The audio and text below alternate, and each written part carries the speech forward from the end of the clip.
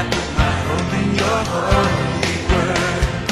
Jesus, you're my firm foundation.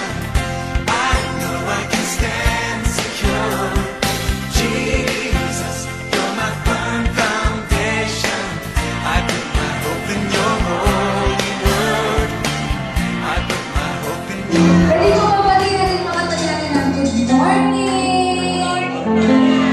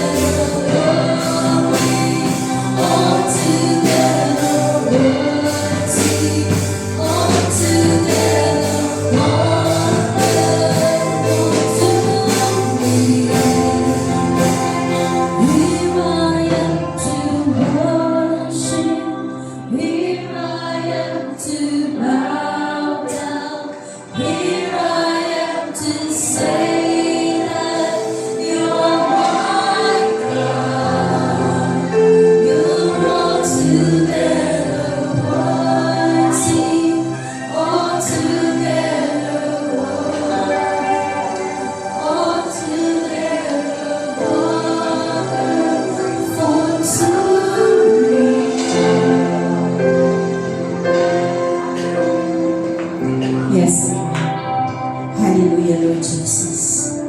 Hallelujah, hallelujah. Yes, O God, narito po kami, Panginoon, para sambahin ka, pasalamatan ka, Panginoon. God, sa umagang ito, Lord God, buong puso po kami na lumalapit sa iyo. Buong puso na nagpapakumbaba. Buong puso na nagpapasalamat sa iyo, Panginoon. God, salamat po sa panibagong umaga, panibagong lakas na ipinagkaloob mo po sa amin, Father God. You deserve the highest worship, Panginoon. The highest honor, Lord God, in Jesus' name. Father God, Holy Spirit, patuloy po kayo na kumilos sa aming kalagitnaan. Nais na po namin masumpungan sa umagang ito. Hallelujah. Oh, hallelujah, hallelujah, Lord. Hallelujah, Lord Jesus. Hallelujah, hallelujah. O aming Diyos, Ama, kami po ay sama-sama po namin na itinataas sa iyo ang bansang Pilipinas, Panginoon. Father God, you are all-knowing God. Batid mo, nakikita mo ang nangyayari sa aming bansa, Panginoon. God, ang aking panalangin, Lord God, pagpalain mo ang bansang Pilipinas. Patawarin mo sa lahat ng kasalanang nagawa laban sa iyo. Lalo na po, Father God, sa corruption, sa greediness ng tao, Panginoon. God, ang pagsamba sa Diyos. Hallelujah. Patawarin mo po ang aming bansa, Panginoon. At Lord, aming inaalala ang Pangulo, BBM, Panginoon. Kasama ang kanyang buong pamilya, Lord God. Lord, babaan niyo po sila knowledge and wisdom, Panginoon, na nagmumula sa iyo. At higit sa lahat, Lord God, banal na pagkatakot sa iyo, upang sa ganun, Lord God, masunod po nila ang sinumpangan po nilang pangako sa bayang ito, Panginoon. God, pagpalain niyo rin po ng unity, pagmamahalan, pag-uunawaan ang bansang ito, Lord God, in Jesus' name. Right now, Lord God, sama-sama din po namin na itinataas sa iyo ang body of Christ. Lahat ng iglesia, Panginoon. God, maalala nawa ng bawat isa, Panginoon, na we belong in one kingdom. Kaya, Lord God, wala pong dapat maitaas kung hindi ikaw lamang, Panginoong Jesus, na nagsakripisyo sa cross ng Kalbaryo, Panginoon.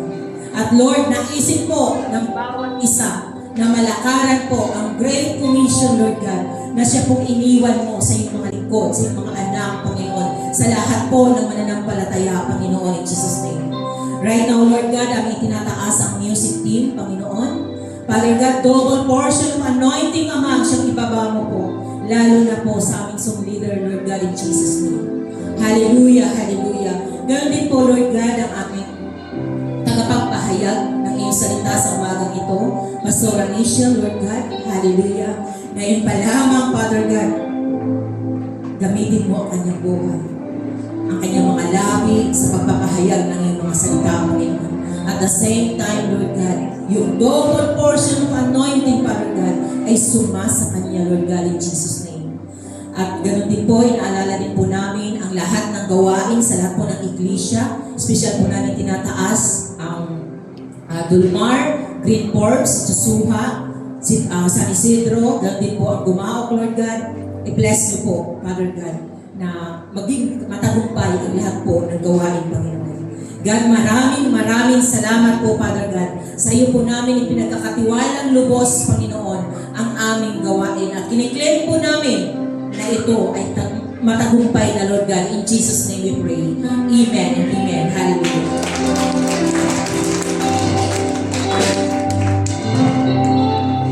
Amen! So, pala, ready na po tayo sumayaw. Ano ng Diyos na buhay? Pero bago po yun, tayo po yung ikot. Kamayan po natin ang bawat isa. Praise the Lord. Hallelujah. Napakabuti po ng ating Panginoon. Ang topic po natin ngayon is about focus unto Jesus, the founder and perfecter of our faith.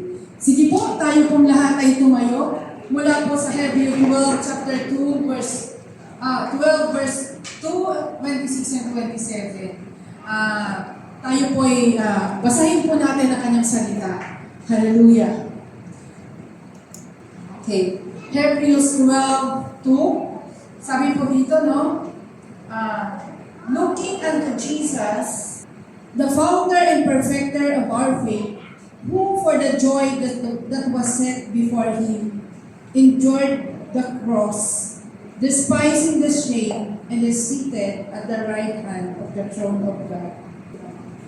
Sa verse 26, at the time his voice shook the earth, but now he has promised, yet once more I will shake not only the earth, but also the heavens.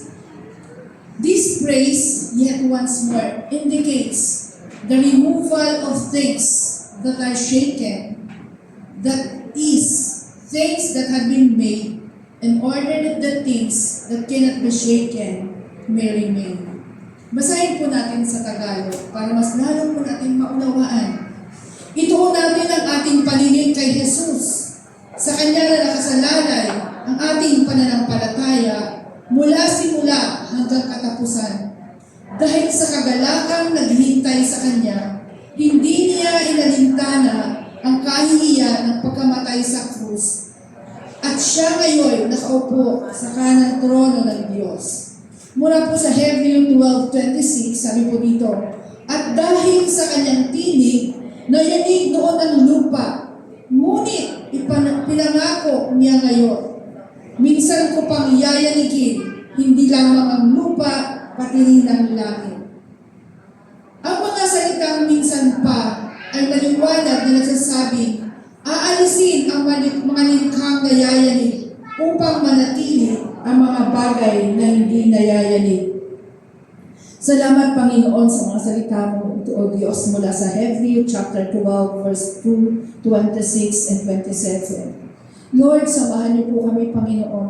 Dalangin po namin, Panginoon, O God, ang iyong banal na Espiritu ang siyang gumabay po sa amin.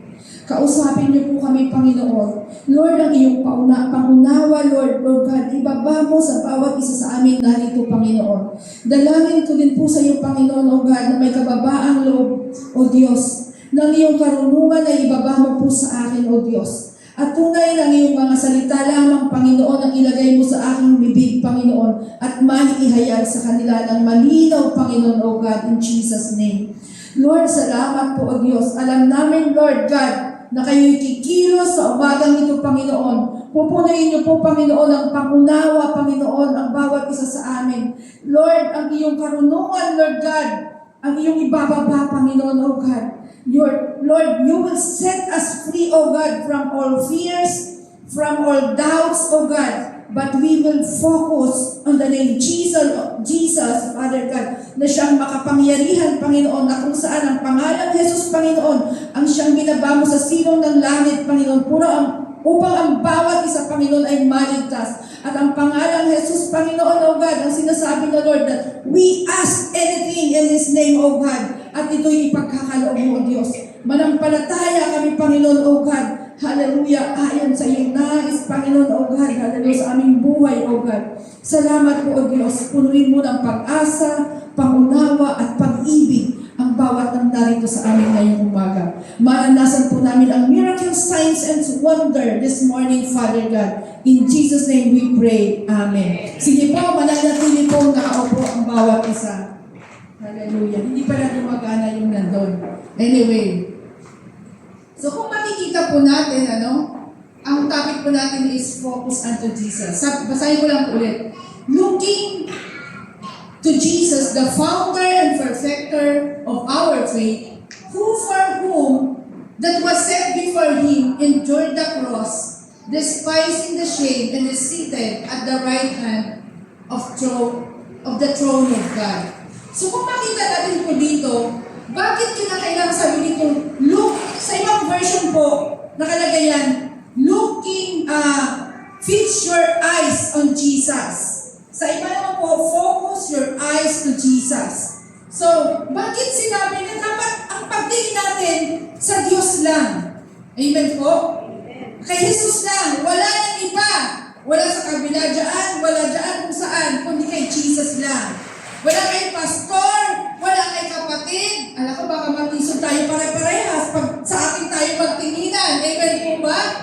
Even nga sa ating mga forefathers, kila Abraham, Moses, ang dami po nilang witnesses. Pag doon tayo sa kanilang tumingin, ay baka naman matisod tayo. Kung kay David ka lang tumingin, ako nanganon niya yun, baka lahat tayo na-disappoint na, di ba? So sabi ni Lord, look unto Jesus, focus unto Jesus. Wala tayong ibang titingnan. Si Jesus lang, siya yung ating tutularan. Kaya nga, di ba, ang goal natin is to become Christ-like, maging kawangis ni Kristo. Sige po, tanong, bakit kailangan kay Jesus lamang ituon ang ating paningin? Una, syempre may reason yan, bakit sinabing kay Jesus lang. Ang una po, sabi po dun sa nabasa natin, Jesus is the founder. Siya yung foundation, siya ang pundasyon at sandigan ng ating pananampalataya. Siya ang sandigan at ating pananampalataya na mula sa simula hanggang sa katapusan. Isa-summarize mo na lang po sa umpisa pa lang ha. Pangalawa, siya yung naghirap sa krus ng Kalbaryo. Amen po ba? Siya ang namatay dun sa krus para tayo, ikaw at ako ay magkaroon ng buhay na walang hanggan. Wala yung kay Pastora, hindi kaya ni Pastora ang magligtas kahit 24 hours pa tayo mag-preaching, wala akong kapangyarihan si Pastora. Only Jesus Christ. Kaya huwag po kayong tumingin sa akin na kasi baka malaglag kayo lahat ang bunga. Focus unto Jesus, the author and perfecter of our life. Pangatlo, bakit sa kay Jesus lang? Siya ang nagtagumpay. Doon sa krus, siya yung namatay at sa tatlong araw ay nabuhay na muli. Kaya nagkaroon ng bawat isa ng kaligtasan, bawat isang nanampalataya kay Jesus. Sabi po, Sa John 3:16, sino man sumampalataya, sino man wala yung walang pinipili, maging sino ka man, mayaman, mahirap, matangos ang ilong, pango, di ba? May buhok, walang buhok, walang pinipili, basta manampalataya kay Jesus, siya po ay maliligtas. Amen po? Walang discrimination doon. At siya ngayon ang nakaupo sa trono ng Diyos. Amen po ba? Siya lang ang kaisa-isa kayo na umakyat sa langit na nakaupo sa trono ng Diyos. Amen po? Sa kanyang paghihirap, mayroong gantimpala, mayroong reward. He was crowned, di ba? Kinoronahan na siya ngayon sa langit nakaupo sa trono ng Diyos. Amen po? Next, ipaliwanagin po natin isa-isa. Una, bakit kailangan kay Jesus? Sabi ko nga kanina, siya ang pundasyon o sandigan ng ating pananampalataya mula simula hanggang sa katapusan. Kasi po, ang pananampalataya is a gift of God. Amen po ba? Regalo yan ng Diyos.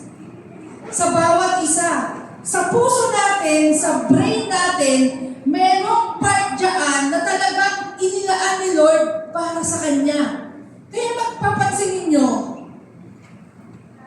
kahit nasa inyo na lahat, ang dami mo ng pera, ang dami mong kaibigan, masaya, pero pagdating na mag-iisa ka, nararamdaman mo, Lord, bakit hindi ako masaya? May kulang. Because hinahanap mo ang Creator mo, ang siyang naglalang sa'yo, ang Panginoon. Amen po ba? Nature natin yun. Talagang nilagay ni Lord sa DNA natin na hihahanapin natin ng Diyos. Kaya ang pananampalataya ay mula sa Diyos. Kapag tayo ay madaling nasishake, ibig sabihin, madali tayong nawawala yung pananampalataya sa Diyos. Ibig sabihin, di po ba? Ano yung ngayon? Famous na kinatatakutan ng tao ngayon, yung sikat na sikat ngayon. Lindol, di ba? One after the other. Kapag alam mo, marami po ngayon ang merong panic attack na sakit, anxiety. Kasi nga, hindi nila alam na kung ano yung mangyayari sa kanilang buhay. Pag dumarating ang time na gano'n, look unto Jesus. Alam mo na si Jesus lang ang kayang magligtas sa atin. Amen po ba? Sabi po dito, Hebrews 12 verse 2, ito natin ang ating paningin kay Jesus na siyang sandigan ng pananampalataya natin mula sa simula hanggang sa katapusan. Alam niyo yung word na looking. sa Greek po, Ito ay aphorontes. Bakit ko parating binabalikan ko yung Greek po, kasi po, dyan po,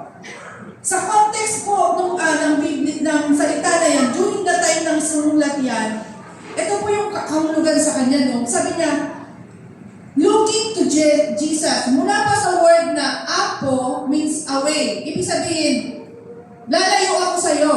Away, apo. At yung horao, meaning to see. So, ibig sabihin, sabi niya, looking unto Jesus, lalayo ako sa lahat ng nakapaligid sa akin.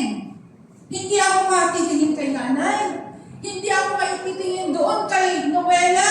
Hindi ako titingin kay Shane. Hindi ako titingin kay Sister Marlene. Kay Jesus lang ako titingin. Away, lahat ng environment na yan. Hindi ako titingin sa Pangulo ng Pilipinas. Titingin lang ako kay Jesus. Amen po? Yun yung ibig sabihin nun. Away from. Ang galing mo yan.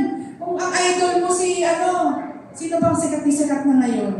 Diba? Kung sino man yung idol natin ng mga artista, huwag tayo tumingin sa kanya. Look unto Jesus. Amen po? Kung sino man yung favorite natin na preacher, ginagamit ng instrumento na maghayag ng salita ng Diyos.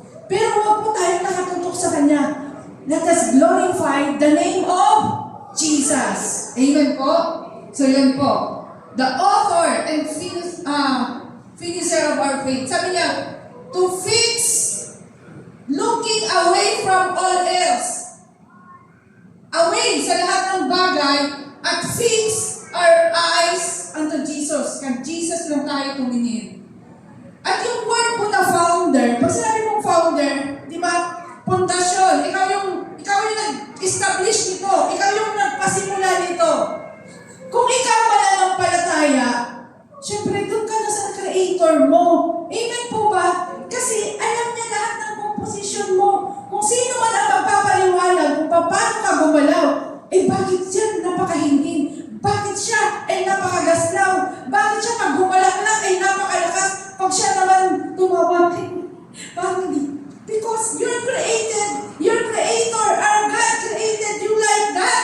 At huwag mong pilitin yung mahingin na maging katulad mo na kung pumalakak ay talaga namang nayayari ang pumalo. Di ba?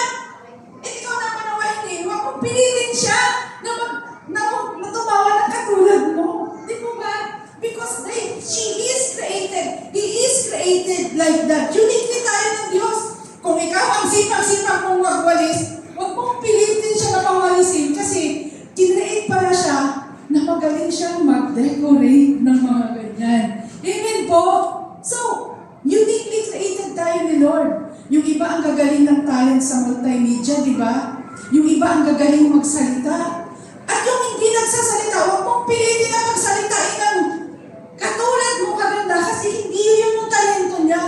Pagka pala siya sumayaw, grabe naman yung grace niya. Talaga naman, the glory of God. Kitang-kita kung paano siya sumayaw. Pag siya'y sumulat, kitang-kita kung paano siya. Yun pala yung gift niya. So, the Lord created us that way. So, kahit tayo, ang Lord is our founder, doon tayo sa nalagligha sa atin. Amen po ba? Pangalawa, He is the perfecter of our faith. Pag sinabi natin perfecter, completion ng ating pananampalataya, He leads us to maturity. Ibig sabihin, nung tinanggap natin si Jesus Christ, tayo sumampalataya sa Kanya, hindi naman ibig sabihin, naku, hindi ka na talaga magkakasala, perfect ka na. Di ba? Kahit yung pagmumura, unti-unting nawawala. Nung una, talaga naman mukhang bibig mo yan. Later on, pabigla-bigla na lang. Di po ba? Hindi naman automatic kasi nga, we are in process. Si Lord, pinaperfect tayo every day. Di ba pag nag-examine saan, ay mga kabataan, nagsiselfone dyan. Di ba pag nag-exam tayo, hindi naman always 100 ang score? Tama ba? Minsan, mamamali ka. Minsan nga dyan, pag hindi ka pa nag-aral, talaga naman isa na lang ang naisagot mo. Kinopya pa. O, di ba? Pero, nung matuto ka, naku, kasalanan pala ito. Kailangan mong mag-aral. So, nagbasa ka ngayon. Pagbasa mo, yung isang score mo, naku, naging 50%. Di ba? So, 1 to 10, naging 5. Ay, may improvement. Dito ako nagkamali sa mga bagay na to. Sa susunod, tatandaan ko na yung pagkakamali ko. Hindi na ako magkakamali. Kaya sa susunod, na-perfect ko na. So, yung buhay natin, ganun din. Ngayon, 50%. Susunod, 60%. Susunod, 80%. Aba, pumapasa na, di ba? Until the time that we are perfected by the Lord. Amen po ba? Kaya magunawan tayo sa isa't isa.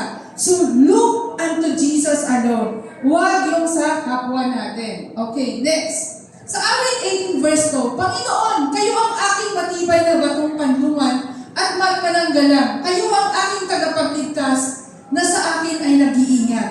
Di ba si Lord ang ating tagapagligtas during that time na, sabi ko nga sa iyo, ang puso ngayong lindol. During that time na nag-shake, anong sinisigaw ng mga tao? Jesus! Jesus! Lord! Lord! Tama na po! Lord! Tama na po! Di ba ganon?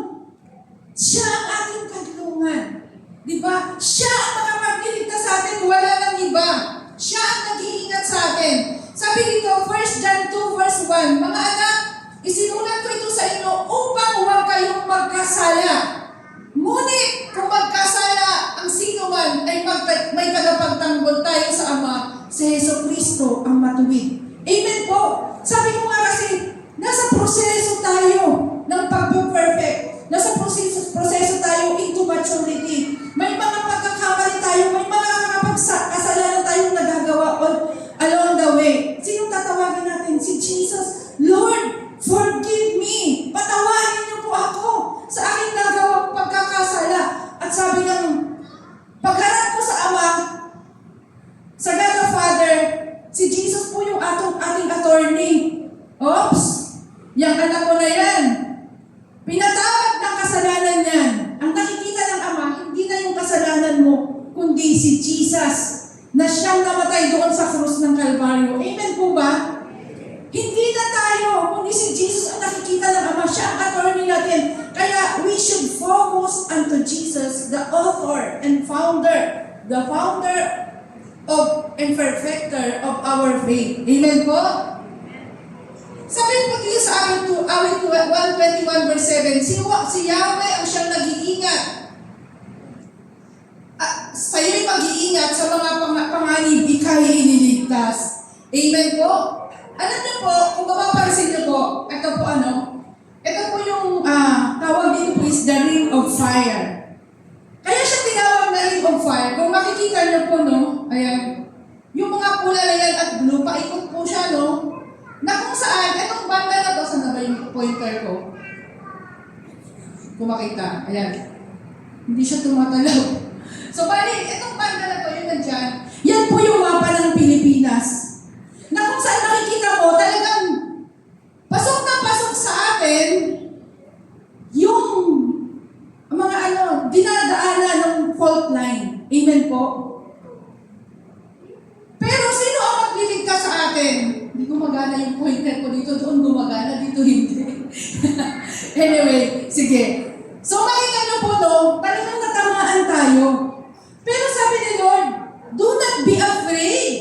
Ako ang mag-iingat sa iyo, anak. Amen po ba? Si Lord, ang buhay natin na kay Lord. At itong buhay dito sa mundo ay pansamantala na lamang. Lahat po tayo ay mamamatay at pag namatay tayo na nakakilala sa Panginoon may kaligtasan, parang nilipat mo lang ang sarili mo sa kanang kamay ng ating Diyos, sa trono ng Diyos. Amen po ba? Alin ang mas maganda? Di ba yung kasama si Jesus forever? Amen po. Kaya we should not fear. Ang importante, ang ating kaluluwa ay alam natin naligtas tayo. Amen po. Ayan, nasa ring of fire tayo. Imagine mo yun, no? Baka sabihin nyo, Lord, bakit naman sa dinami-dami dito pa talaga sa Pilipinas? Di po ba? Ako hindi lang naman tayo palinsan, itanong po. Ayan, no, paikot siya ang dami. Imagine mo pati Amerika. Ayan, no? Part ng South America. Ayan. North America. Madami po siya na napapaligiran. Ito po mga parang line-line na black na yan. Yan po yung mga fault line na ano niya. So, sa ating pasok lahat, may magpaka-volcano, magpa-earthquake, active man yan or inactive, mga fault line man yan, mga plates. Pasok sa ating lahat. Pero huwag tayong matakot. Amen po. Bagos, lalo tayong ikaw natin ang Panginoon sa atin, Panginoong Jesus. Kasi siya nga po ang siyang magliligtas sa atin. Okay po. Next. Sabi po dito, balikan natin yung Hebreo 12 verse 26. Dahil sa kanyang tinig, nayanig noon ang lupa. Noon pa man nayanig na yung lupa. Kasi kung titignan niyo po, nung create ang mundo, lahat ng lupa magkasama-sama. Di ba sabi yan sa Biblia sa Genesis, sama-sama yung lupa ay walay sa tubig. Pero dahil ang mundo ay nayayanig, nagkahiwa-hiwalay, naging kontinente na. Eh, tayo nga sa Pilipinas dahil nasa seismic belt tayo, nasa ring of fire. Talaga naman yung island natin, di ba? Ang dami natin, ilang island na meron tayo? 7,100 plus islands. Kasi nga, niyayanig, hihiwalay. Niyayanig, hihiwalay. Pag nakita mo ngayon sa ibang lugar, no? Yung lupa, nagtatakbuhan sila, talagang parang nagro-roll na gano'n. Imagine mo yun sa bandang south natin. So, gano'n. Pero sabi ni Lord, it's prophetic na sabi na sa Hebreo. Sabi niya, no? Noong pa may nayanig na ang lupa, ngunit ipinangako niya ngayon, minsan ko pang yayanigin, hindi lamang ang lupa, pati na rin ang langit. Kaya wag po tayong magtaka kung bakit nararanasan natin ito. Dahil sabi ni Lord din sa Biblia, hindi pwedeng magsinungaling. Pag nagsinungaling ang Biblia, ano na yung pananampalataya natin? Di po ba? Kaya mangyayari at mangyayari, sabi niya, minsan ko pang yayanagin, hindi lamang ang lupa, pati na rin ang langit. Bakit? Bakit ni Lord layanigin? Punta tayo sa next verse, 27, Hebreo. Ang mga salitang pinsan pa, ay maliwanag na nagsasabing, aalisin ang mga nilikhang nayayanig. Anong sabi? Aalisin ang mga nilikhang nayayanig. Nayayanig po ba ang mga pananampalataya natin? Hindi ha. Focus on Jesus. Kasi pag nayayanig yan, anong gagawin ni Lord? Aalisin. Malinaw yan ha. Hindi ako ang nagsabi. Baka sabihin, si Pastora naman, tinatakot ako. Ibiblia po ang may sabi.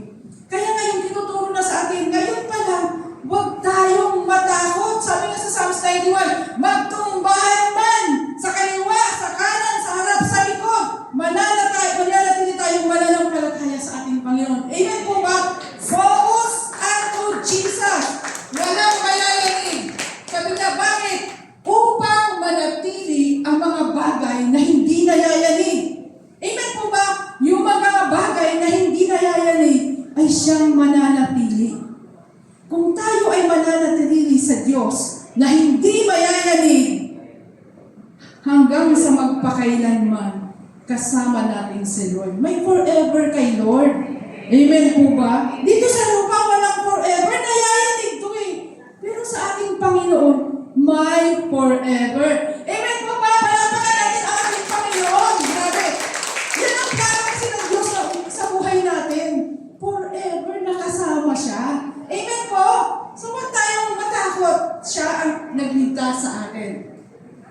Sabi po sa Hebreo 12:28, kaya nagpapasalamat tayo sa Diyos sapagkat tumanggap tayo sa isang kaayang hindi nayayanig. Amen po ba? Nagpanampalataya tayo sa ating Panginoong Jesus, ang hari ng mga hari, Diyos ng mga Diyos. Ang kaharian niya ay hindi nayayanig. Praise God! At nakilala natin ang Panginoong Jesus. Sabi nito, sambahin natin ang Diyos sa paraang kalugod-lugod sa Kanya. Sabi ni Lord, worship me in spirit and in truth. Huwag na rin siyang sambahin sa pamamagitan ng mga revolto. Amen po ba? But in spirit and in truth. Di po ba? Espiritu at katotohanan. Mula sa kanyang Biblia, sa kanyang salita. Sabi nito, may paggalang at pagkatakot with reverence. Hindi natin ginagamit ang salita ng Diyos sa mga walang kapuhang bagay. But we worship God in spirit and in truth na may paggalang at pagkatakot sa Kanya. Banal na pagkatakot sa Kanya. Sapagkat tunay na nga na ang ating Diyos ay apoy na tumutubo. Imagine mo yun. Alam mo, magugulat ka ngayon pag nakita mo sa mga YouTube, no? Talagang mayroong pillars of fire, bumababa, kinukonsume yung mga lugar. It's happening now. At our own very hindi yun AI. Totoo talaga siya. Yung Los Angeles na eh. Di ba nung masunog sila, parang may ball of fire na bumababa. Hindi pa naman ang bumbero kung paano nila papatayin yung apoy. Because it's happening. Sabi niya, no? Sabi po dito sa awit 28 verse 7, si Yahweh ang lakas ko at kalapsab. Tiwala ko sa kanya na kalagat. Tinutulungan niya ako at pinasasaya. Sa awitin, pinasasalamatan ko siya. Amen po. Anong gagawin natin? Mag-worship na lang tayo sa Diyos. Magtiwala sa iyo kay Lord. Sasaya pa tayo. Sabi niya, siya nagpapasaya sa atin. Amen po ba? May problema ka sa pera? Magpuri sa Diyos para maging masaya tayo. Kahit wala kang pera, kapag si Lord pinuno ka ng kasiyahan, makikita mo yung kapayapaan sa buhay mo. Amen po. Wala kang pera, wala kang sakit. Amen po. Kaya ang sabi sa Biblia, 1 Thessalonians 5, verse 16, 17, 18, ang sabi, rejoice always, magalak ka. Always, parati. Hindi pa minsan-minsan. Always, magalak. Kasi pag nagagalak ka, alam niyo po yung cells natin, malusog din yan. Pero pag nag-worry ka, para siyang biglang nanghihina, pati immune system mo. Kaya nangyayari, nagkakasakit. Kaya sabi ni Lord, magalak ka. Pray without ceasing. Manalangin ka, di ba? Rejoice, manalangin. Ano pangatlo?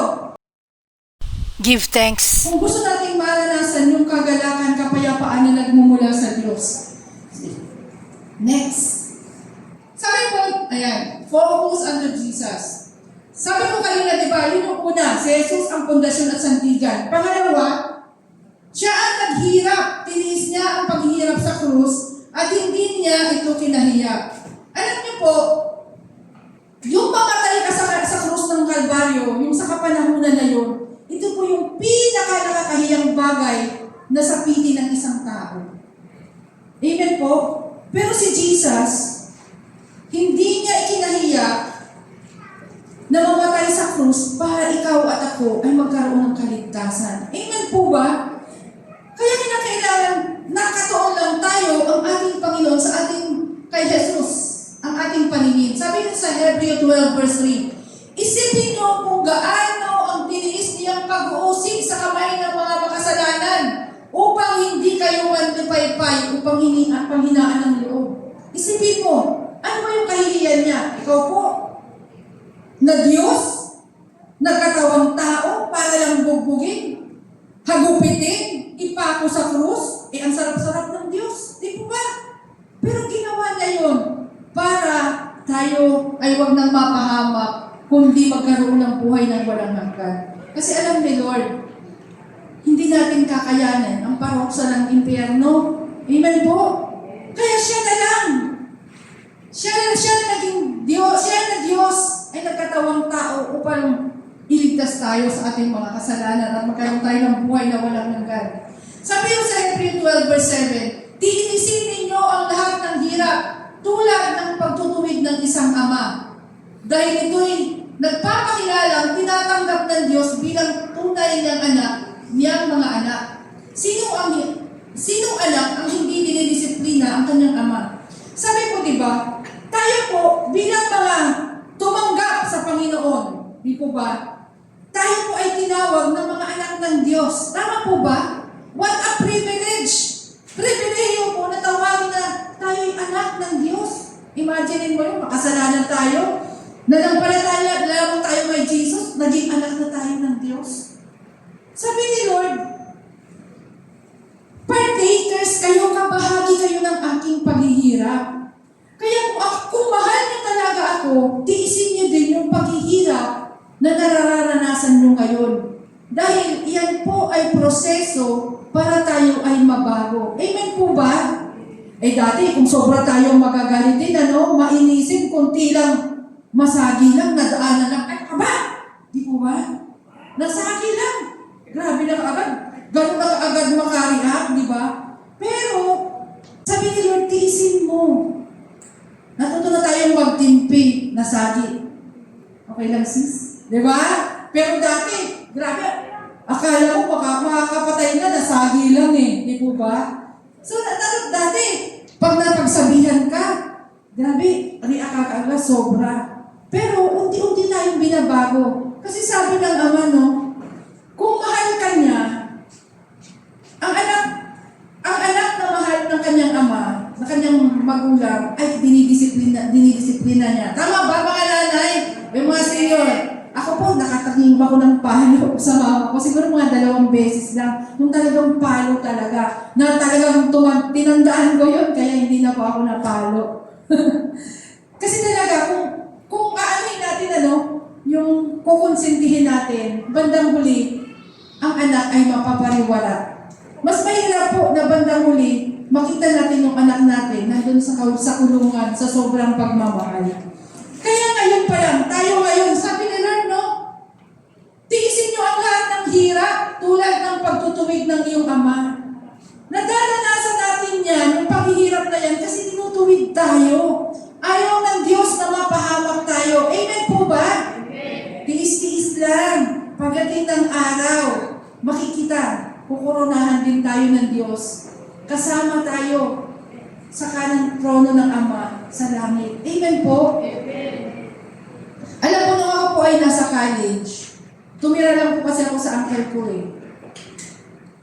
Inisip ko noon, kung tayo man, alay natin, pinapagalitan tayo, di ba? How much more yung tiyahin mo? Nagtitimpi pa yun kasi tiyahin mo lang siya. Pero kung ikaw po ay very sensitive, hindi ka makakatapos mag-aral, lalayas ka na lang. Ako, tiniis ko po yun. Una, sasabihin ko, pag pinapagalitan ako, sa 1 taon, pag natapos ko 1 taon, 3 taon na lang. Pag nasa second year college na ako, 2 taon na lang. Nasa third year na ako, 1 taon na lang. Nasa makagraduate po ako. Amen po. Yung buhay natin sa lupa, ganyan din. Tiisin natin. Hindi mo alam, nandun naman na tayo sa finish line. Kaya sabi ni Lord, ang mananatili hanggang wakas ang siyang mga maliligtas. Amen, yung mga youth dyan.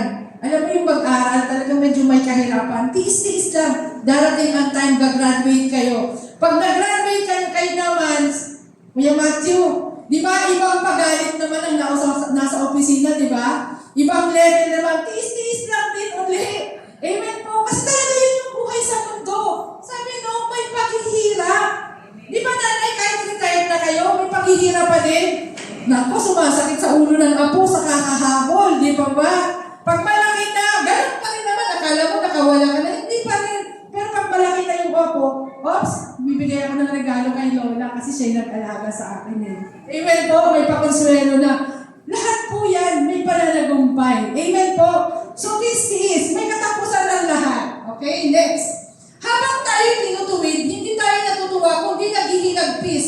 Ngunit pagkatapos nyon, mararanasan natin ang kapayapaang bunga ng pagsasanay sa matuwid na pamumuhay. Amen po ba? Tiis-tiis lang. Hanggang sa you are, things are, wala yan. Dati parang tinukluba ng langit at lupa. Hanggang yung bagay na yun, wala na lang. Maghagalak tayo. Sabi ni Lord, mararanasan natin ang kapayapaan, bunga ng pagsasanay sa matuwid na pamumuhay. Pasan ko na po yan. Natakay na natin yan. Sabi po dito, ngunit, Matthew 24:13, ngunit mananatiling tapat hanggang wakas, ang siyang maliligtas, at ipangaral sa buong sanlibutan ang magandang balitang ito tungkol sa kaharian ng Diyos upang magsilbing patotoo sa lahat ng mga bansa at sa kadarating ang wakas. Anong sabi? Mananatiling tapat hanggang wakas. So lahat talaga tayo dumadaan sa paghihirap. Kasi nga, si Jesus naghirap din eh. Amen po? Ang kailangan lang natin, manatili tayong tapat hanggang wakas. At ipangaral natin ang magandang balita, ang kaligtasan na alok ng Diyos sa sangkatauhan. Amen po? Go and make disciple.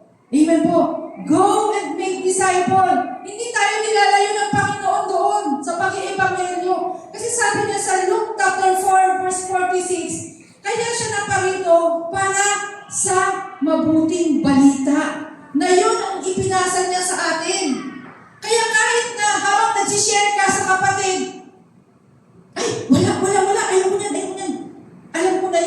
hindi pala. Di ba ba? Tiisin natin yun. Tandaan po natin, ang credit natin wala dito sa lupa, nasa langit. Ang sabi ng Diyos, mag-imbag ka. Di ba? Ng mga bagay na hindi nasisira. Di po ba? Mag-imbag ka ng mga makalangit na bagay, hindi dun sa mga bagay na nasisira. Kapag nag-invest tayo sa kaluluwa, katulad kahapon noon, daming dala-dala ni Sister Marlene, punong-puno dito. Di ba? Ang sarap magpuli sa Diyos, nanay. Sarap sumayaw sa Diyos, no? Kahit na yung mahal na mahal. Natutuwa ko dun sa video ni Pastore. Di po ba? Masaya. Invest in souls. Kaysa mag-invest ka sa kung ano-anong bagay dito sa mundo, masisira yan. Pero kapag nagdadala tayo ng kaluluwa sa ating Panginoon Diyos, inilalapit natin sila sa Diyos, ini-introduce natin ang kaligtasan sa kanila, ang mabuting balita sa kanila, tayo po ay, di ba, makakasama natin ang Panginoon, O God. At sila, tayong lahat magkakasama, we will be rejoicing in heaven. Amen po? Sabi dito, no, kapag nagsilbing, ginawa natin to, kapag yung salita ng Diyos, yung mabuting balita na spread na sa buong mundo, anong sabi? At saka darating ang wakas. Eh ngayon, na-spread na ba sa buong mundo?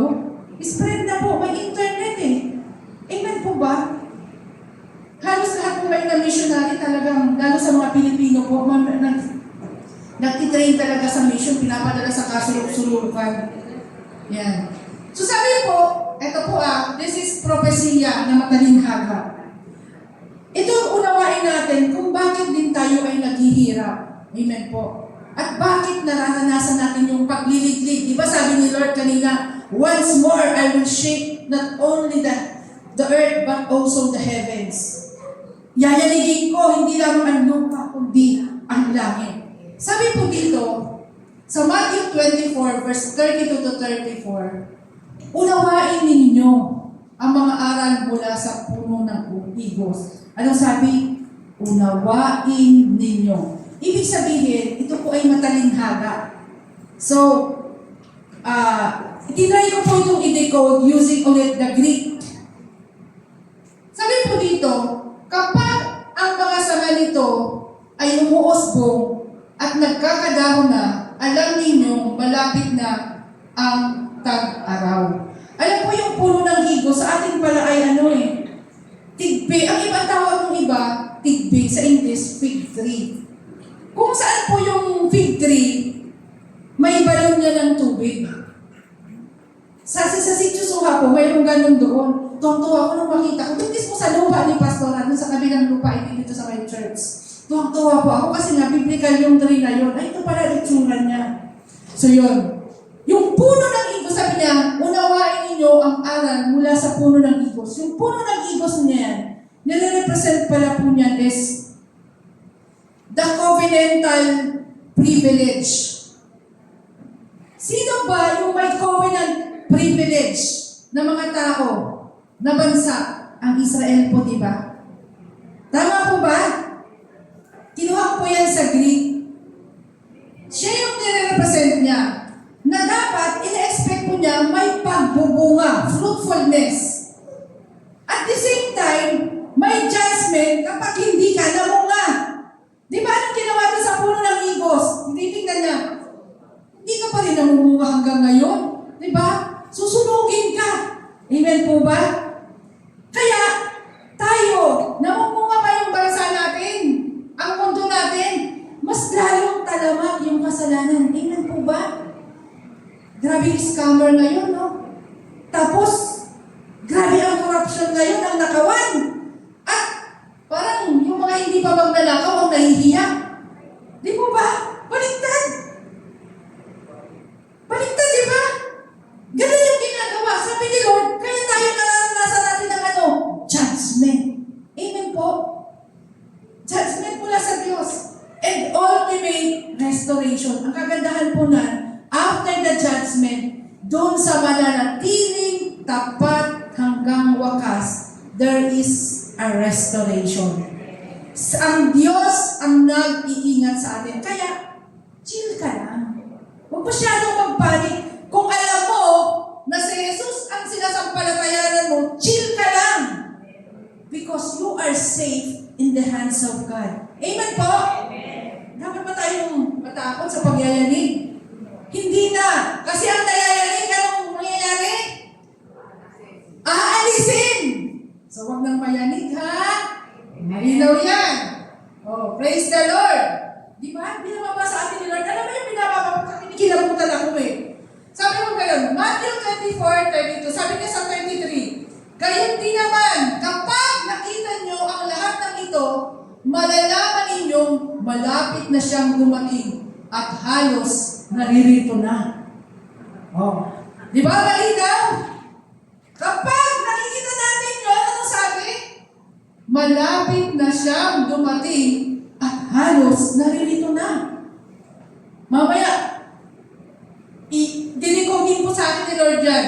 Sabi niya, tandaan ninyo, magaganap ang lahat ng mga ito bago maubos ang salinlahing ito. Before this generation pass away, bago maubos ang salinlahing ito. Ang tanong, di ba sabi ko kanina, ano yung puno ng higos? Anong sinisimbolo niya? Siya yung mga privileged covenant, di ba? Sino yun? Mga Israelita. The Jews, di ba? Mga Israelites. Ang mga Israel noon, napura yan sa mapa. Amen po ba? Nawala. It was only, sige, diretso na natin. Sabi dito tayo muna. It was only 1948 nang muli silang naging bansa. Amen po? Kasi nung time na yon, na-scatter sila sa iba't ibang bansa. So nawala yung Israel. Nawala sila dun sa Canaan, sa Promised Land. Kung saan-saan sila na-scatter. At nung 1948, naging muling bansa sila. Amen po? Nagkaroon sila ng, yan ang kanilang flag. Sabi doon, ang henerasyon na ito ay hindi matatapos hanggat hindi bumabalik ang Panginoon. Ano pagkakaintindi nyo? Ang impression sa akin ni Lord yan, no? Ang henerasyon na yon, from 1948, siyempre, isinilang yung mga bansa. May mga pinanganak na nun, di po ba? Until now, hindi siya matatapos, babalik ang Panginoon. Count, ano ba ang lifespan ng tao, sabi sa Biblia? 70 years old. 70. Parang ang bata naman, mamamatay na agad.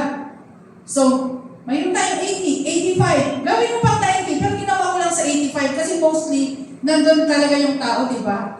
Bibihira yung katulad kay Mamo, sayang pala sila, na umaabot ng 94 at saka 100. Di po ba? Bibihira. So, lagyan na natin sa 75, 80, 85. Sino dito yung mga 85 above? 85 above, mayroon ba? Wala. Oh, si Mamo pa lang, 94. Imagine mo, pinagpala sila. Palagay na natin sa computation na ganyan. Pag-ian mo 1948 plus 80. Pataasan natin ako. So that is 2028. 2028. Pag ginamit natin yung 85 years old, kunyari, hanggang 85 years old yung buhay ng tao. Ang taon niya is 2033. So imagine mo, no? Sabi nga, hindi ano yung panahon na yun. Hindi, kung kami di pa natin 90, dagdagan mo ulit ng 1948 plus 90. Ganun lang yun, Hindi matatapos yung panahon na yun na hindi na darating na ang Panginoon. Di po ba? Yun yung sabi, malinaw. Ngayon, tingnan po natin, ginugel ko po siya. Ito po yung binigay sa akin ni Lord. 7 days ang creation. Amen po ba? If we're going to see the pattern, 7 days ang creation, 1 to 6 day, una hanggang ika-6 na araw, kinreate po tayo, ang panghuli ay ang tao. Tama po ba? Ikaw, kapitong araw, rest day, it's Lord's day. Amen po? Nag-rest ang Panginoon. Tingnan natin ngayon. Simula, di ba pag nagbibilang tayo ng sa calendar days, ang gamit natin before Christ, saka after death, AD or BC. Tama po ba? Bilangin natin. From the birth of Christ, papunta sa creation, it's 4,000 years. I-google nyo po, ginugel ko yan. From the birth of Christ, up to creation sa Genesis, It's 4,000 years. And 1,000 years ng tao is 1 day in the Lord. So this is 4 days in the Lord, right? After death of Christ, mayroon tayong 2 years para maging 6 years. Amen po ba? So after death of Christ is 2033. So, galing po yan sa Google. It coincides with this. So, ibig sabihin, after that day is the Lord's day. Amen po ba? Sabihin na natin, wala namang nakakaalam kung kailan babalik si Lord, di ba? Pero ang sabi, walang nakakaalam ng exact days, but the season will tell us. Alam natin kung ano na yung kapanahunan ng season na yun, that the summer is there. Di ba sabi dun sa fig tree? Sabi na pag-aralan natin, kapag kayong mga usbong na ito, di ba? Yung twigs sa English, yung ano na yung fig tree, yung usbong, yung twigs ng fig tree, ay namumukadkad na, we know that it's summer already. We know the season. Alam natin na yung season na to is talagang pabalik na ang Panginoon. But we don't know when. Kasi nga mayroon siyang grace period. Assuming lang. Kasi nga, nag-assumption lang tayo sa 80 years, 85 yung generation, di ba? E pwede namang maging 90. Assuming sa 23 years, na nag-coincide dito ano na, mula creation to the 7th day in the Lord. Di po ba? Assuming na ganun, kung titingnan natin, kung titingnan natin sa nangyayari sa ating kapanahunan ngayon, does it validate? Nararanasan po ba natin shaking one after from Cebu to Baguio, Davao, di ba? Surigao, saan pa, sa totoo lang, hindi ko na malaman kung saan eh. Shaking, hindi lang yan. Pati Baguio, one after the other. Di po ba? Pati volcano, one after the other. Lahat yung nararanasan natin. And yung sinasabi ko sa inyong fire, pillar of fire, bumababa mula sa langit. Nararanasan kahit sa ano natin. Alam ko sa bandang southern pa rin. So all these things are happening. These are the sign of times. Kaya after po nito, basahin niyo po yung Hebrew chapter 12, Matthew 24, Daniel chapter 9. So magkakaano sila. Makukorelate mo sila. Doon po ako nilid ni Lord. So, pakita natin, so after that is the 1,000 reign of Christ. Millennial reigns. In po ba? Ang kagandahan naman doon, after this shaking, si Lord yung maghahari. Nalulungkot ba kayo na si Lord yung maghahari? So, get excited! Amen po! Sabi ni Lord, itong pansamantalang kahirapan, shaking, ginagawa niya para yung hindi nayayanig, siya yung makakatawi doon sa millennial reigns. Amen po ba? Dahil ang ano ng Diyos na natakay natin to before, we are appointed to become priest of the nation. Hindi lang si pastor, lahat tayo. Amen po. Napakaganda ng plano ng Diyos. Kaya lang, talagang kinurap lang ng mundo. Kaya ang in-inject sa atin, puro takot. Kung titignan po natin, 2023, assuming 2023 no, sa 85 years, at kung titignan natin itong sabi ni Google, ng ika-6th year, kung papasukan ng 7th day, or 7,000, is 2033, kung titignan natin sabi niya, bago dumating na yan, ng time na dumating ang Panginoon, magkakaroon ng tribulation. And how many years meron ng tribulation? So sinasabi ng Daniel chapter 7. At ito yung pinattern din kasi siya. Ito kasi galing siya sa pattern doon. Yung Jacob's trouble, yung sinasabi, nung maghirap si Jacob, di ba? Pumunta sila sa Israel, naranasan nila yung famine. That was 7 years. 7 years of abundance, 7 years of famine. Kung kayo po ay nasa PNB, alam na alam po nila yan. So, maminus natin yung 7 years. Kasi sabi niya, bago dumating yung pagbabalik ng Panginoon, mararanasan talaga yung shaking. 20, 33 minus 7. O yung mga mathematician dyan. Ilan? 2020 ano? 2026. We are in 2025. Anong sabi? Pag nararanasan nyo yan, sabi sa, ano no, sa Daniel, and even sa Matthew 24, tsaka yung isa pang chapter, na kung saan, pag nararanasan ng Revelation chapter 12, pag nararanasan natin yan,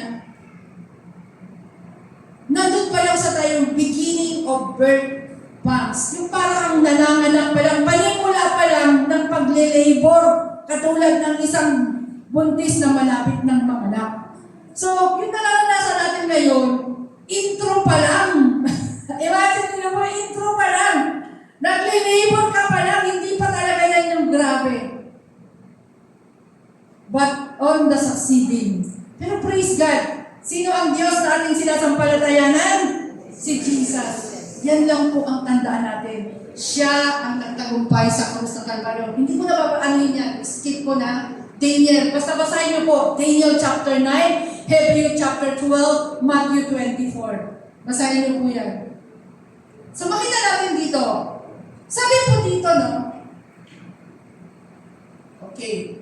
Sabi po sa 1 Thessalonians chapter 5, verse 3. Kapag sinasabi ng mga tao, natiwasay at panatag ang lahat. Sabi po doon, ano? Biglang darating ang kapahamakan, hindi sila makakaiwas sapagkat pagdating nito'y tulad nagpagsumpong ng sakit ng tiyan ng isang babaeng panganganak. Di mo ba? Kapag sinasabi ng lahat na tiwasay, peace, payapa na, bigla daw darating ang kapahamakan. Balikan natin po yung hindi, patulog. Hindi ako makausad. So, masunod na. Kung titignan po natin, yung natin, 2 years ago, 2023, nung nag-speak, ilang beses ko na po itong sinasabi, nung nag-speak si Netanyahu sa UN, sabi niya, peace, di ba? Nag-offer siya ng kapayapaan, peace agreement. Anong nangyari after 15 days? Sa katutak na mesay ang lumapag doon sa Israel. Di po ba? Ay sa Israel ng Hamas. Next, sabi nito, nagkaroon ng surprise attack. But alam niyo po ba, that day was the Feast of Tabernacles. Yung sinasabi na Feast of Sukkot. Actually, that time, nag-support po tayo sa mga Pilipino na pumunta doon. Kaya yung t-shirt nyo na Highways to Zion, yung favorite natin na black, support po natin yun sa mga delegate ng Philippines doon sa Israel during that time. O, di ba? Naging kabahagi kayo, hindi nyo alam yun. Pero kabahagi tayo ng support na yun. And alam niyo po ba, that the very same day, nang sinabi ni Jesus, that was Feast of Tabernacles, basahin niyo po sa John 7, verse 37 to 38, na whoever believes in me, as the scripture says, the rivers of living water will flow from within them. So, ibig sabihin po, at actually may karugtong yan yung mga nauuhaw ay lumapit sa akin. So, this October 7, Feast of Tabernacle, hindi lang siya panahon ng destruction, but also panahon din to ng restoration wherein God will fill our thirstiness. Tatanggapin natin ng buhay na walang hanggan, di ba? God is good. Amen po ba? Di ba kayo nagtataka? Eksaktong October 7.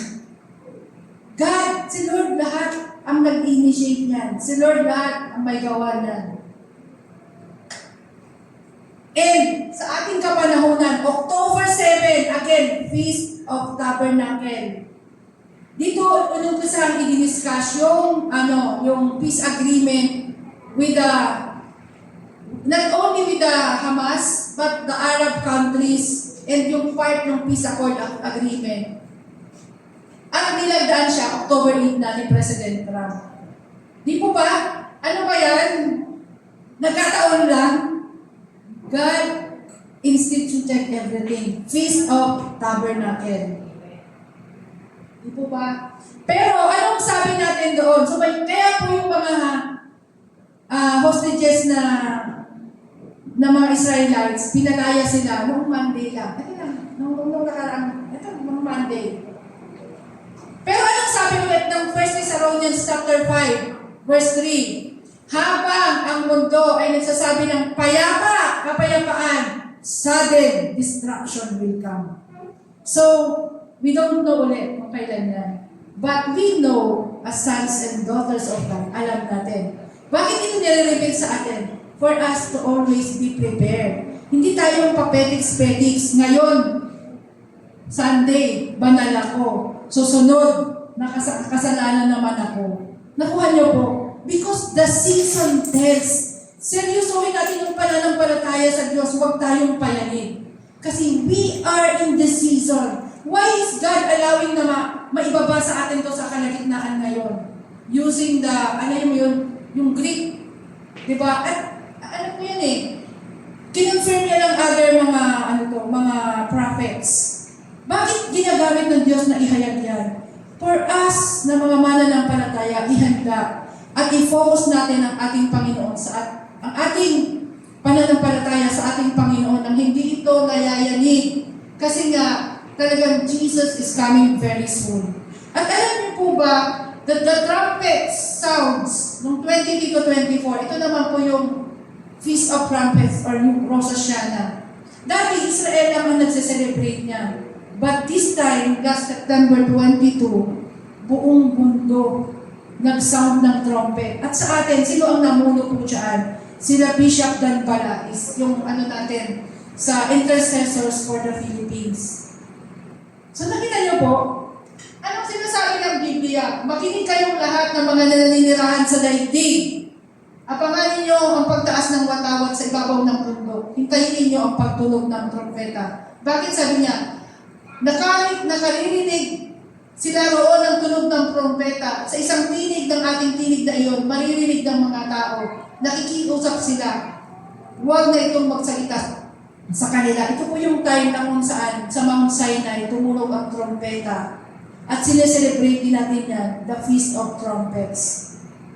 And this time, dati, Jews lang ang nagsiselebrate. Pero ngayon, buong mundo, nakisali na. So imagine mo, that prophetic is happening right now. Amen po? Sabi po sa Joel 2:1, blow the trumpet in Zion, sound the alarm on my holy mountain hill. Let who live in the land tremble, for the day of the Lord is coming.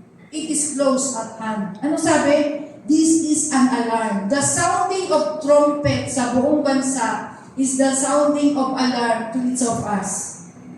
Because the day of the Lord is coming. But do not fear. Focus on Jesus. He is the author and perfecter of our faith. Ang pinakamasarap na nangyayari sa paghihirap ni Jesus, ito ay ang resulta ng kapatawaran ng ating mga kasalanan. Kaya tayo mag-focus lang kay Jesus. Wala nang iba. Tanggalin natin. So after that, He seated at the right hand of the Father sa throne of God. Diba? Yun yung plano ng Diyos. Nagmakasama na tayo sa buhay ng walang hanggan. Wala nang paghihirap. Kaya in times of shaking, sa panahon natin na nayayanig tayo, si Jesus lang ating sandigan, dahil siya yung naghirap para sa atin, siya rin ang nagtagumpay. Sabi po sa 1 Corinthians 15:15, magpasalamat tayo sa Diyos na nagbigay sa atin ng tagumpay sa pamamagitan ng ating Panginoong Jesucristo. And then sabi po dito, alam natin sa lahat ng bagay ay gumagawa ng Diyos para sa mabuti. Kasama ang pagmamahal, ang mga nagmamahal sa Kanya, sila mga tinawag ayon sa Kanyang layunin. All things work together For good. for those who are called according to His purpose. Diba? Nangyayari yung paghihirap natin, pagyayanig, because tinawag ka. Naniniwala ko ba kung tinawag kayo ng Panginoon? That is for the greater purpose of our Lord. Ikaw tayo ay mahalaga sa Diyos. Kaya sinugon niya na ipagpatuloy ang kanyang layunin. Tayo ang gagamitin ng Diyos. Huwag po tayong matakot. Pagkos, ibukan natin ang mga bibig, ipahayag natin ang mabuting balita. Dapat kong ipangaral sa ibang mga bayan ang magandang balita tungkol sa kaharian ng Diyos. Sapagkat ito ang dahilan niya kaya ako'y sinugo. Nagpatuloy siya sa pangangaral sa mga sinagoga at sa buong Judea. Ang reason po nito, the shaking, para maibahagi natin ang maraming pang tao. Di ba sabi ko nga kanina, kapag luminindol, ang sabi ng tao, Diyos ko, tulungan niyo po kami. This is the season na ang mga tao tumatawag sa Diyos. Kumilos tayo at ibahagi ang ipabalita ang kaligtasan ng Diyos. Sabi dito, no? The one sa Revelation 3:21, the one who conquers, I will grant him to sit with me on throne, as I also conquered and sat down with me in the Father's throne. Sabi dito, ang mga nagtagumpay, anong gagawin? Bibigyan ng karapatan na umupo sa katabi ng aking trono. Tulad ko na nagtagumpay ay nakaupo muna ngayon katabi ng aking Ama sa kanyang trono. Sige po, tayo po lahat ay tumayo. Let us focus unto Jesus. Hallelujah. Sige po, pwede natin siguro gamitin yung last na worship. Or kahit ano lang, piano or whatever. So, isipin po natin, we focus unto Jesus, the author, the founder of our faith. Huwag po tayong payayanig sa mga nangyayari sa atin ngayon. Si Jesus lang ang ating sandigan. Siya ang ating maasahan. Siya ang liligtas sa atin. Heavenly Father, hallelujah, salamat, Panginoon. Nandalin po natin kung ano yung pagmamahal na ginawa sa atin ng ating Panginoon. Salamat, Lord, sa buhay ng isang narito, Panginoon. Nawa, O Diyos, itong araw na ito na inahayag mo ang iyong salita, huwag magdulot ng takot, bagkus magbigay ng kapayapaan, ng pag-asa sa bawat isa. That we will not be shaken, Father God, because you are with us, Jesus. Kayo ang aming bato na tanggulan, tagapagligtas. Ano man ang nangyayari sa aming kapaligiran, nagtutumbahan man, kaliwat kanan, pandemic, famine, kung sinasabi mo sa Matthew 24, na kung saan talagang nandun ang shaking, wars and rumors of wars. Lord, hindi kami mayayanig sapagkat ikaw ay kasama namin.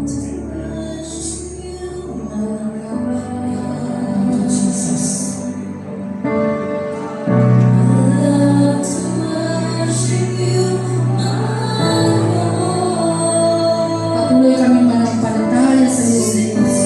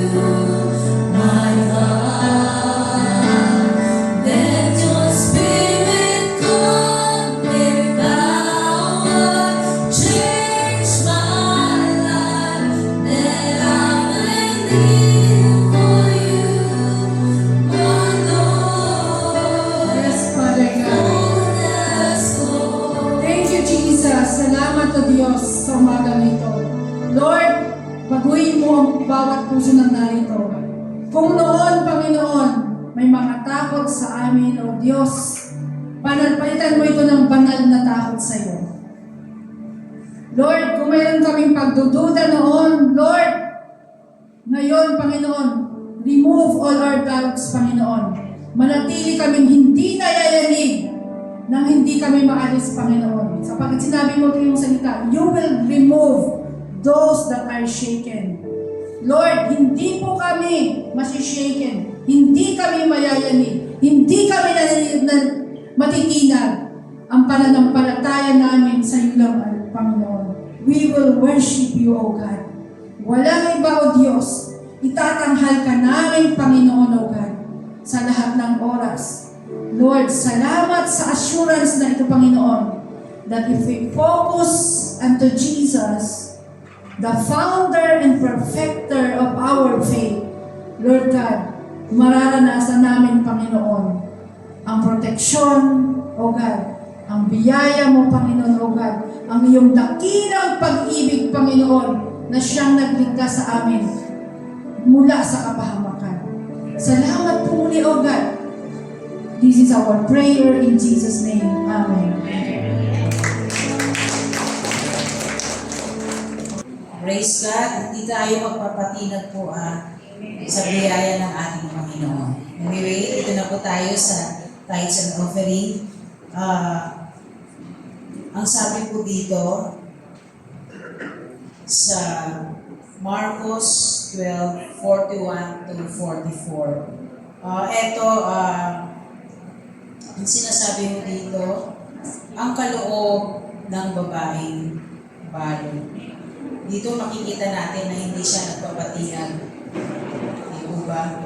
So, ang sabi mo dito sa 41, naupo si Jesus sa tapat ng kabangyaman ng templo at pinagmasdan kung paano naghuhulog ang mga tao ng kanilang handog na salapi.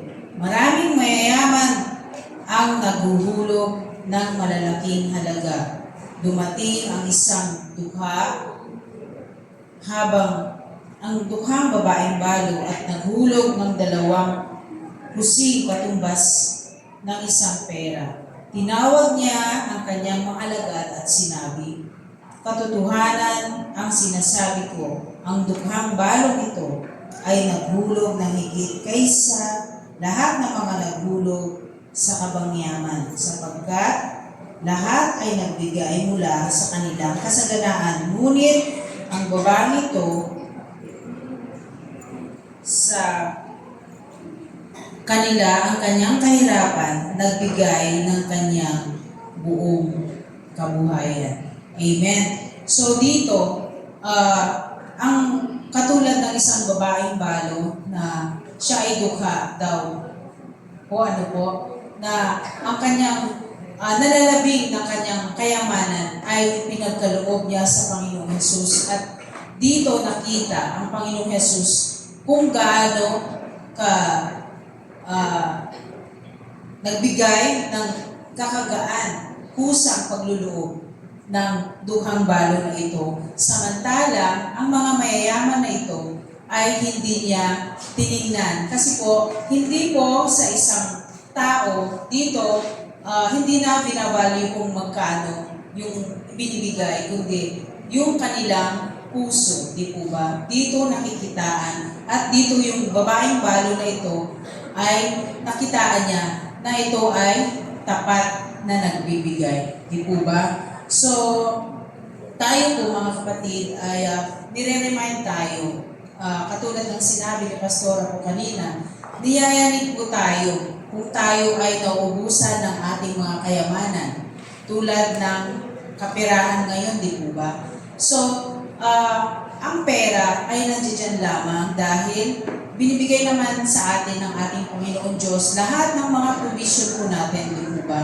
Kaya lang, ang gusto lang ng ating Panginoong Diyos ay tayo mismo ay magkusa tayong magbigay sa Kanya dahil ito ay Kanyang pinagkaloob sa atin. Sa isang linggo yung pinagkakalob sa atin ay dapat natin ibalik din sa Kanya. Dahil kung nakikitaan niya ito, ay tayo ay pagpapalain. Di po ba? So, huwag tayong mayanig kung naubusan mo tayo ng pera. Huwag tayong mayanig kung naubusan na tayo ng mga pagkain natin. At lahat ng ating mga pangangailangan sa atin. Kundi tayo ay magtiwala sa ating Panginoong Diyos na Siya lamang ang nagbibigay sa atin ng katuparan sa ating pamumuhay. Di po ba? So, ngayon po, hawakan po natin ang ating mga pagkaloob sa ating Diyos at tayo ay manalangin. Panginoong Jesus, salamat po Lord God sa iyong pinagkaloob mo sa amin na pagbibigay po para sa amin ng aming mga pangangailangan ng bawat pamilya namin Lord God. Kayo po ay hindi nagkukulang Lord God. Alam niyo po kung ano ang dapat namin ibigay po para sa inyo. Itong hinahawakan namin Lord God na ipagkaloob po para sa inyo nawa. Ito ay makakatulong sa lahat ng aming mga pangangailangan ng aming churches, Lord God. Hallelujah. Ang lahat ng mga ito ay kusa namin ipinagkakaloob, Lord God. Dahil po, ang sabi niyo nga po ay kung kami ay pinagkakaloob namin ito, ay kami po ay inyong pagkakatiwalaan at kayo po ay may kagalakan sa inyong puso, Lord God. Hallelujah. Salamat po, Panginoong Diyos. Ang lahat ng mga ito ng aming ibibigay po sa inyo ay may kagalakan ng pusa ang aming loob, Lord God. Hallelujah. At ito ay bibigay namin po sa inyo at ibabalik namin po sa inyo ng may kagalakan sa loob. In Jesus' name we pray. Amen and amen.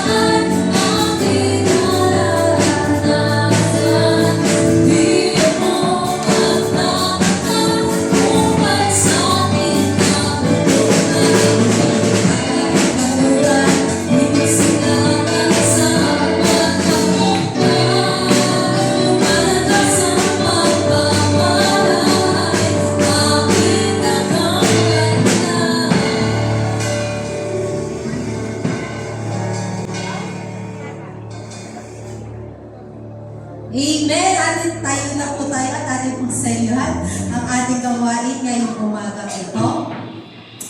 Tunay nga pong sa biyaya lamang tayo kumakapit. Sa biyaya ng Panginoon tayo kumakapit. Amen po! Lahat po ba pinagpala kayo?